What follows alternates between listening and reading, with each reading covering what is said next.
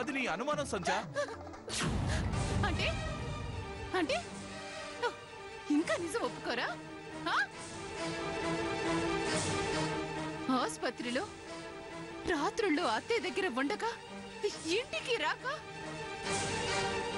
ఆ నర్సుతో మీరు గడిపింది నిజం కాదా?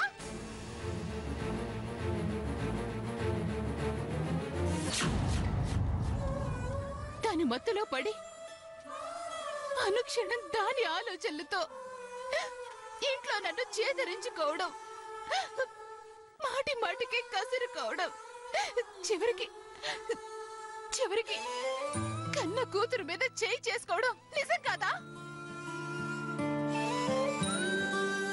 ఏంటండి అలా ఉన్నారు అని అడిగితే నా దగ్గర బుకాయించడం నిజం కాదా? మీ బట్టల నుంచి కొత్త కొత్త అత్తరు వాసనలు రావడం నిజం కాదా? చెప్పండి, ఏది నిజం కాదు? సంధ్య, అవన్నీ నీ అనుమానాలు. ఆహా, అవునా?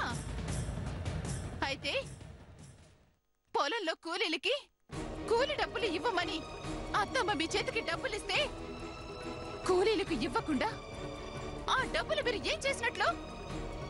చెప్పండి, ఆ డబ్బులు మీరు ఏం చేసినట్లు? ఆ డబ్బులు చేరింది కూలీలకు కాదు, మైథిలికి. ఇది నా అనుమానమా? కాదు, పచ్చి నిజం. మన ఇంటి ఖాతాలో ఖర్చు రాసుకోమని ఆ కిరాణా కొట్టతరికి చెప్పడం నిజం కాదా? ఆ వెచ్చాలు మైథిలి ఇంటికి తీసుకెళ్ళడం నిజం కాదా? ఇదంతా నా అనుమానమా?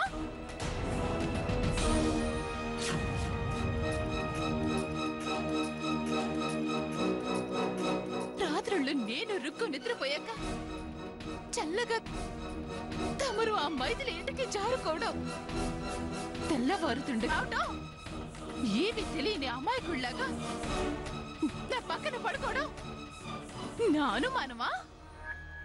చెప్పండి. ఇవన్నీ ఇవన్నీ వదిలేస్తే మీరు ఆ మైథిలి కౌగిలిలో వెచ్చగా సేద తీరుతున్నారే. ఆ దృశ్యం నేను నా కళ్ళారా చూశాను.